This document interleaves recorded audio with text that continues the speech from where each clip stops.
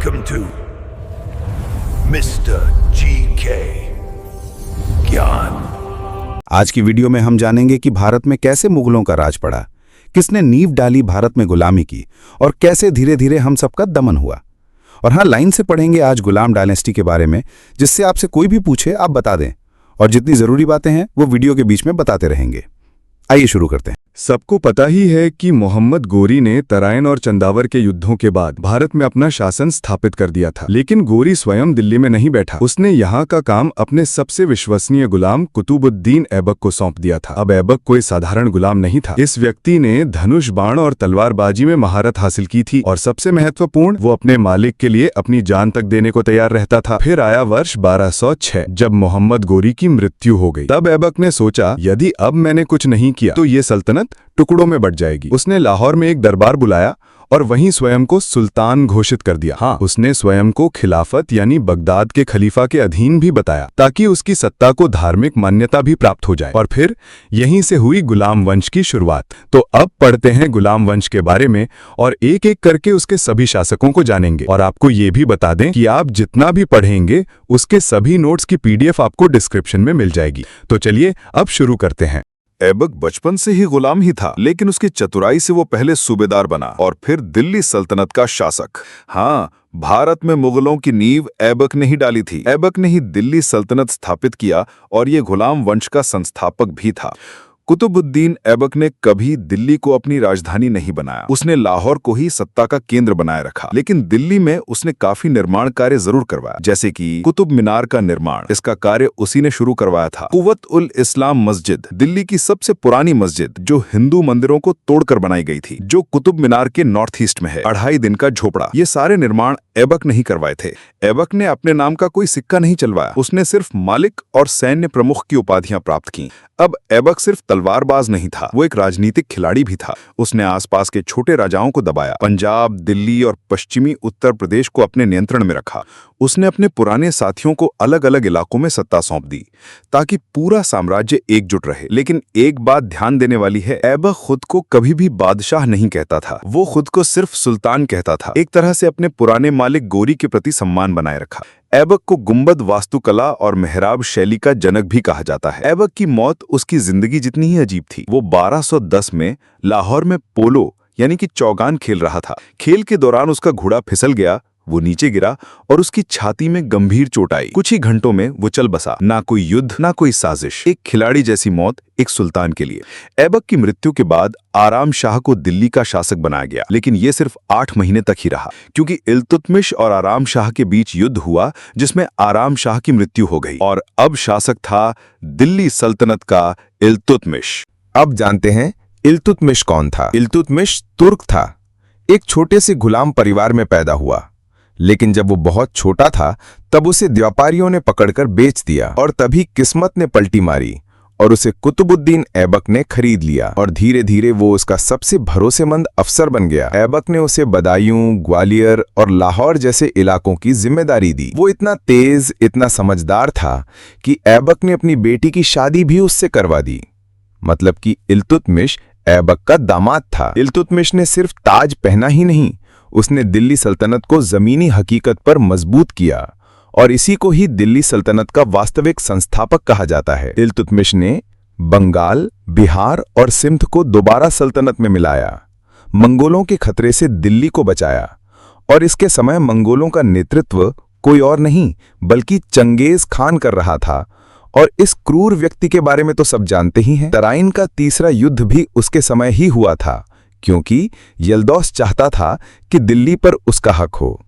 लेकिन 1215 में इल्तुतमिश ने उससे बुरी तरह हराया और उसकी ताकत को हमेशा के लिए खत्म कर दिया। सबसे बड़ी बात, अब्बासी खलीफा से दिल्ली के सुल्तान के रूप में औपचारिक मान्यता ली, यानी अब दिल्ली का शासक केवल तलवार वाला नहीं था, बल्कि धार्मिक रूप से भी वैध माना गया। इल्तुतमिश न सिर्फ युद्ध का योद्धा था, बल्कि एक सुशासन वाला सुल्तान भी था। उसने एकता प्रणाली की शुरुआत की, यानी जमीन बांटकर शासन का मॉडल। वो न्यायप्रिय और शिक्षित था, खुद फारसी जानता था और विद्वानों का सम्मान करता था। और इल्तुतमिश को ही मकबरे की वास्तुकला का जनक कहा जाता है। और स्थापत्य की बात करें तो कुतुब मीनार को पूरा करवाने का श्रेय भी इल्तुतमिश को ही जाता है। दिल्ली में कई मस्जिदें, किले और पानी की संरचनाएं उसके समय में बनी। जब उसके बड़े बेटे की मृत्यु हो गई थी तब उसने उसकी याद में सुल्तानगढ़ी का मकबरा बनवाया था। लेकिन एक बात इल्तुतमिश की अनोखी थी, वो अपने बेटों को नहीं बल्कि अपनी बेटी रजिया सुल्तान को दिल्ली का शासक बनाना चाहता था, क्योंकि उसे लगता था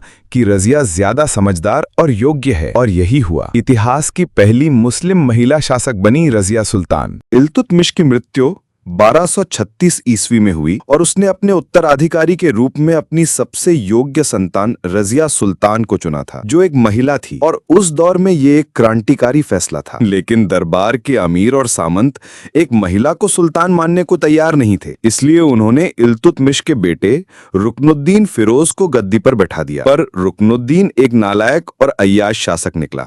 वो शासन का काम खुद नहीं करता था, बल्कि उसकी माँ शाह तुर्कान शासन चलाती थी। लोगों में असंतोष फैल गया। कुछ ही महीनों में विद्रोह हुआ और साल 1236 में ही रुकनुद्दीन की हत्या कर दी गई। और अब दिल्ली सल्तनत की शासक थी रजिया सुल्तान। और इसकी कहानी बहुत रोचक है, आइए जानते हैं। ये तुर्की इतिहास और दिल्ली सल्तनत की पहली मुस्लिम महिला शासक थी। रजिया ने पर्दा करना छोड़ दिया, पुरुषों की तरह पोशाक पहनकर रहती थी, जैसे कुल्हा और चोगा। न्यायप्रिय, बुद्धिमान और साहसी शासक साबित हुई। जनता उसे पसंद करने लगी, लेकिन दरबारी अमीरों को एक महिला की सत्ता बर्दाश्त नहीं थी। लेकिन तभी रजिया की जिंदगी में आया एक मोड़। रजिया का खास अंगरक्षक और भरोसेमंद अधिकारी था मालिक याकूत, और दरबार में उनकी निकटता को लेकर अफवाहें फैलाई गईं कि सुल्ताना एक गुलाम से मोहब्बत करती है। ये एक सुल्तान के लिए अच्छी बात नहीं थी। ये अफवाह नहीं बल्कि एक षड्यंत्र था, रजिया को बदनाम करने और सत्ता से हटाने का। रजिया के समय काफी विद्रोह हुए, जैसे चहलगानी का विद्रोह। इन तुर्क सरदारों को ये बात बिल्कुल मंजूर नहीं थी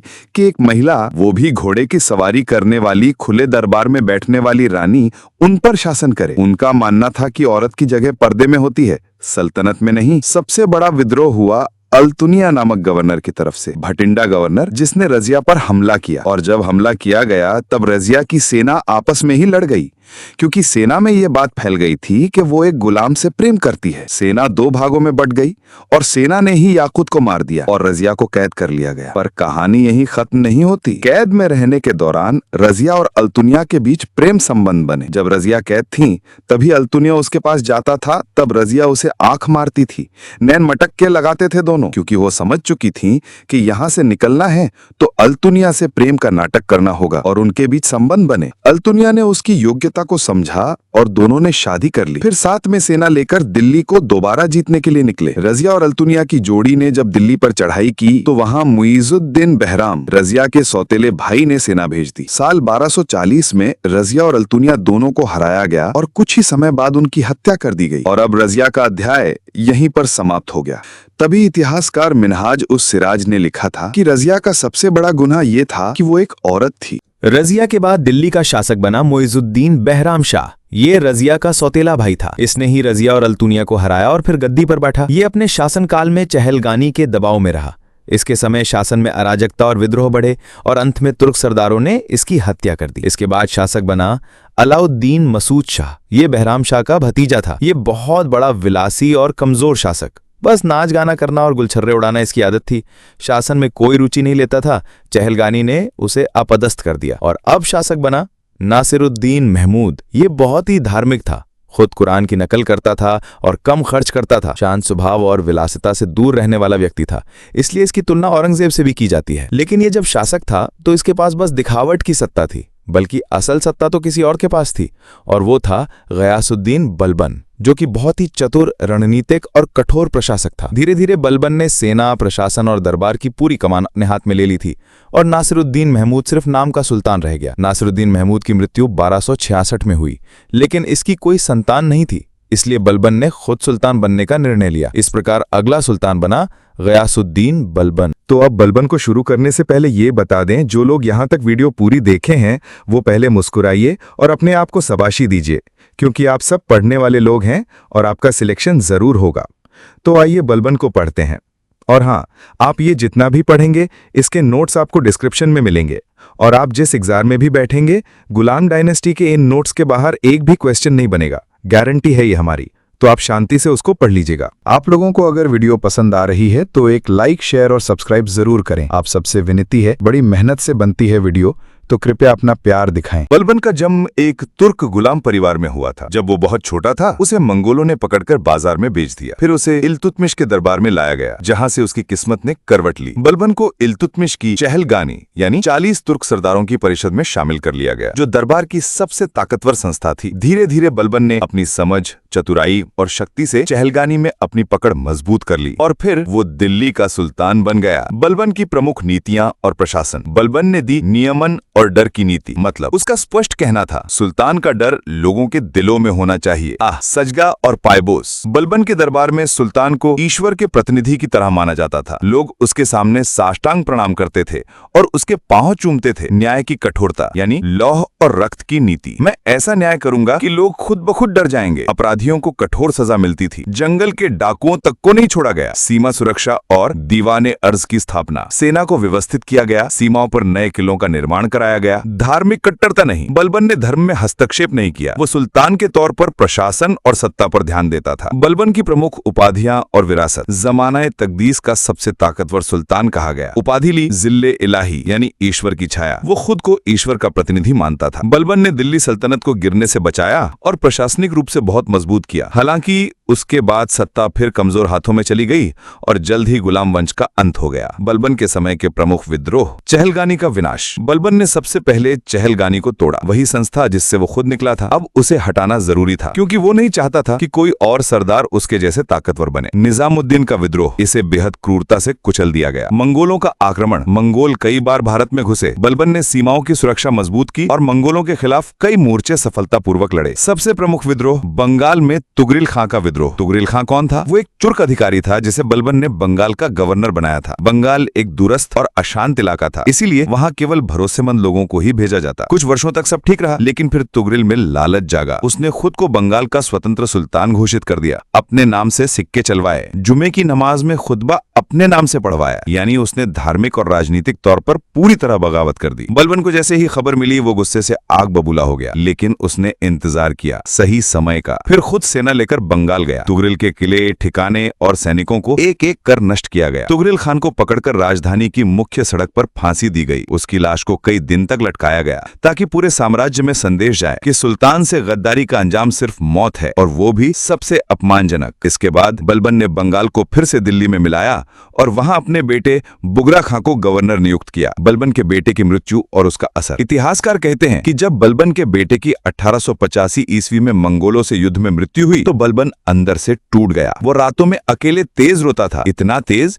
कि रोने की आवाज महल के बाहर तक जाती थी। इसके बाद उसकी सेहत लगातार गिरती गई और 1887 ईस्वी में बलबन की मृत्यु हो गई। बलबन के बाद गद्दी पर कौन बैठा? मोहम्मद कायकुबाद, बलबन का पोता। शुरुआत में उम्मीद थी कि ये अपने दादा की तरह होगा, पर जल्द ही सच्चाई सामने आ गई। कायकुबाद रंगीन मिजाज, अय्याश और कमजोर शासक था। सिर्फ नाच गाने और महलों में डूबा रहा। सत्ता की जिम्मेदारी छोड़ दी और साजिशों का दौर शुरू हो गया। 1290 ईस्वी में उसकी हत्या कर दी गई। अंतिम सुल्तान शमसुद्दीन कायूमर, ये कायकुबाद का बेटा था, लेकिन एक मासूम बच्चा। उसे केवल नाम के लिए सुल्तान बनाया गया और तभी खिलजी वंश का उदय हुआ। जलालुद्दीन फिरोज खिलजी ने सत्ता हथिया ली। कायूमर को गद्दी से उतार दिया गया। कुछ इतिहासकार कहते हैं उसे मार दिया गया, और इस तरह 1290 ईस्वी में गुलाम वंश का अंत हुआ और खिलजी वंश का आरंभ हुआ।